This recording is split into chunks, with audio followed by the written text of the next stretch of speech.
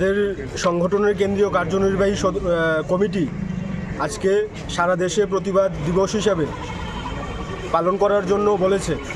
আমরা দেখলাম যে জওহরলাল নেহরু ইউনিভার্সিটিতে যখন ছাত্ররা জওহরলাল নেহরু ইউনিভার্সিটির ভিসি বিশেষ করে যারা পিছিয়ে পড়া ছাত্ররা আছে তাদেরকে ব্যক্ত করে উপোক্তি করেছে, কটূক্তি করেছে, তার বিরুদ্ধে ছাত্ররা যখন সংগঠিতভাবে উপাচার্যকে পদত্যাগ করবার জন্য বিভিন্নভাবে আন্দোলন সংগ্রাম করছিল, তখন আমরা দেখলাম গতকাল আমাদের জওহরলাল নেহরু ইউনিভার্সিটির 14 জন ছাত্রকে পুলিশ অ্যারেস্ট করেছে এবং তাদের আটক করেছে, তাদের কোর্টে চালান করেছে। এবং আমরা মনে করি ছাত্ররা যখন পিছিয়ে পড়া ছাত্রদের জন্য মাঠে নামছে, পিছিয়ে পড়া ছাত্রদের জন্য প্রকাশ্যে কথা বলছে, সংবিধানের কথা বলছে, তখন আমাদের দেশের সরকারকে কাজে লাগিয়ে বিভিন্ন বিশ্ববিদ্যালয়গুলোতে আরএসএসের মদতপুষ্টরা যেভাবে ছাত্রদের উপর ঝাঁপিয়ে পড়ছে তার বিরুদ্ধে এসএফআই টিএসইউ আজকে আমরা পথে নামলাম। এবং তার সাথে সাথে দিল্লির আরেকটি বিশ্ববিদ্যালয় আম্বেদকর বিশ্ববিদ্যালয়ের মধ্যে গত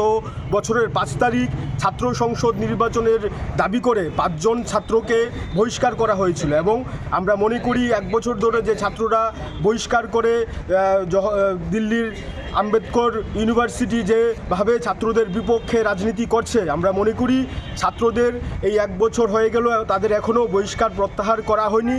এবং আমাদের সংগঠনের কেন্দ্রীয় কার্যনির্বাহী কমিটি যে সিদ্ধান্ত নিয়েছে সেই সিদ্ধান্ত অনুসারেই আজকে আমরা এখানে প্রতিবাদে সামিল হয়েছি।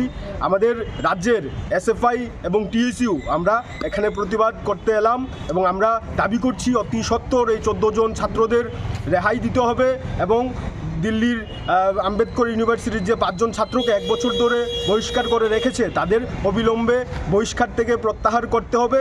এবং ছাত্রদের গণতান্ত্রিক অধিকার যদি হরণ করা হয়, সেই হরণের বিরুদ্ধে এসএফআই যেভাবে মাঠে নেমেছে সেই লড়াই আরও বাড়বে, আরও বেগবান হবে।